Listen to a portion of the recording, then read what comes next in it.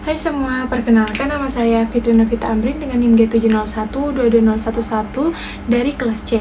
Nah, di sini saya akan membahas tentang beberapa aspek yang akan dikaji dari obat clopidogrel. Obat clopidogrel adalah salah satu golongan antiplatelet yang biasa digunakan untuk mencegah pembentukan gumpalan pada darah atau trombus, di mana sel keping darahnya itu saling menempel dan membentuk gumpalan pada darah.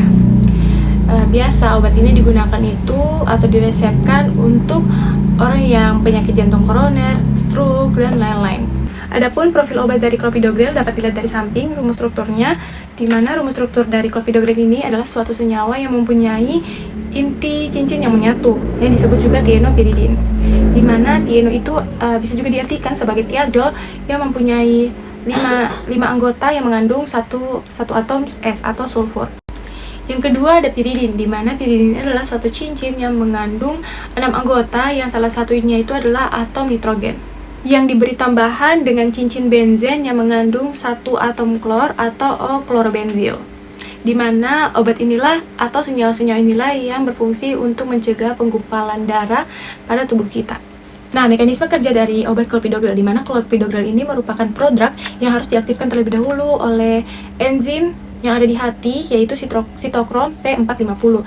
Nah, setelah dalam bentuk aktifnya, clopidogrel ini akan mengikat secara irreversibel ke reseptor P2Y12, di mana reseptor ini yang terdapat pada membran sel trombosit, yang menyebabkan menghambatnya aktivasi protein G, sehingga kadar CAMP itu meningkat. Nah, meningkatnya kadar CAMP terjadi juga peningkatan fosforilasi protein, di mana fosforilasi protein ini yang berperan dalam menghambat aktivasi kompleks glikoprotein, di mana reseptor ini yang berperan penting untuk pengikatan fibrinogen.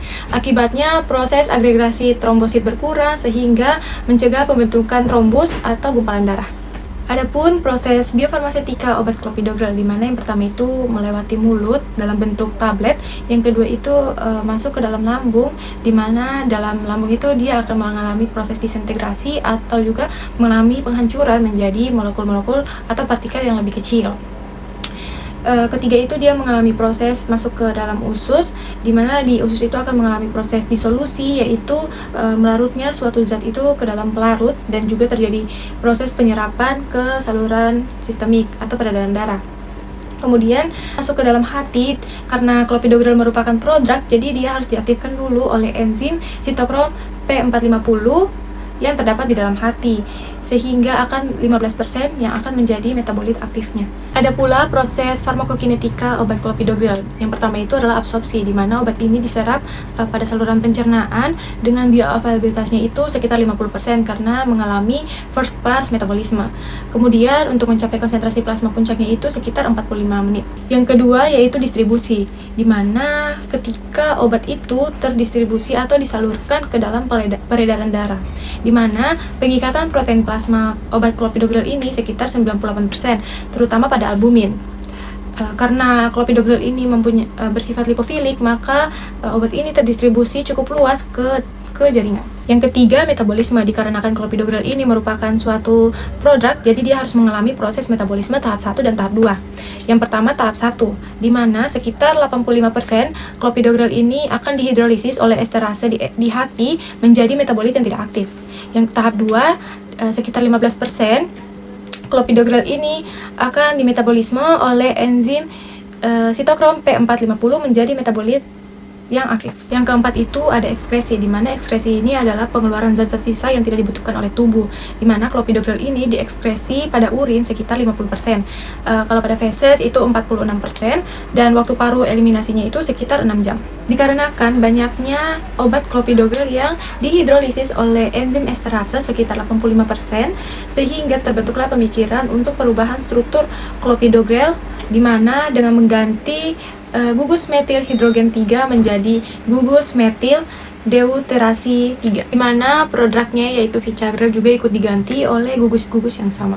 Deuterasi merupakan proses penggantian atom hidrogen menjadi isotop yang lebih stabil dengan hidrogen yang lebih berat, yaitu deuterium. Sehingga dari proses-proses inilah terbentuklah clopidogrel D3-8 dan juga prodrug yaitu Vicagrel D3-10AM. yang diubah metil esternya itu menjadi metil ester terdeuterase selektif. Hal yang melatar belakangi perubahan struktur yang terjadi pada clopidogrel ini dikarenakan efisiensi metabolisme yang rendah. Nah, kalian tahu sendiri kalau sekitar 85% itu menjadi metabolit yang tidak aktif dan hanya 15% metabolit aktif yang berada dalam darah. Yang kedua itu variabilitas pasien yang tinggi, di mana terjadinya resistensi clopidogrel dapat meningkatkan risiko serangan jantung dan juga stroke. Perubahan struktur tersebut itu akan berpengaruh terhadap proses ATME-nya. Yang pertama itu ada absorpsi sama distribusinya, di mana clopidogrel D3 itu akan menunjukkan aktivitas antiplatelet yang lebih tinggi karena lebih stabil terhadap hidrolisis esterase. Yang kedua, Vicagrel D3-nya menghasilkan metabolit aktif pada clopidogrel ini lebih banyak dan menunjukkan efek antiplatelet yang lebih banyak. Kedua, ada metabolismenya, dikarenakan pada perubahan struktur sebelumnya itu banyak metabolit yang tidak aktif, sekitar 85% dan hanya 15% dalam bentuk metabolit aktif.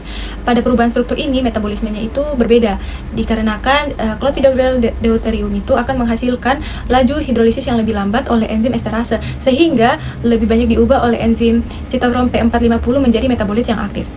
Serta pada Vicagrel D3 itu akan menghasilkan metabolit yang aktif yang memberikan efek antiplatelet yang lebih besar. Yang ketiga ada ekskresi dan stabilitas, di mana clopidogrel dan Vicagrel dengan perubahan struktur itu akan menghasilkan senyawa yang lebih stabil dan juga metabolit aktif yang lebih banyak. Serta ekskresinya pada waktu paru eliminasinya itu lebih panjang. Dari penjelasan tadi dapat disimpulkan bahwa perubahan struktur clopidogrel dari CH3 menjadi CD3 itu dapat menghasilkan senyawa yang lebih stabil terhadap degradasi enzimatik. Dan juga yang kedua, itu lebih banyak metabolit aktif di dalam darah. Yang ketiga itu mengurangi variabilitas antar individu. Dan ini jurnal rujukan yang saya ambil. Apabila ada salah kata, mohon dimaafkan. Wabillahi taufiq wal hidayah. Wassalamualaikum warahmatullahi wabarakatuh. Bye-bye.